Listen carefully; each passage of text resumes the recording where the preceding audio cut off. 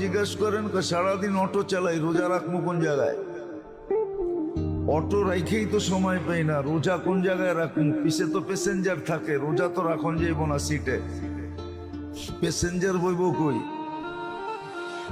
এই জন্য রোজা রাখে না, রিক্সাওয়ালা রোজা রাখে না, শ্রমিক পেশার মানুষ বেশিরভাগ রোজা রাখে না, কর্মচারী পেশার মানুষ বেশিরভাগ রোজা রাখে না। রাখে? বলেন, রোজা রাখে না। কিন্তু 11 মাস যদি কিছু কিছু সঞ্চয় করত, রোজাকে সামনে রেখা যে রমজানে কোনো কাজ করব না,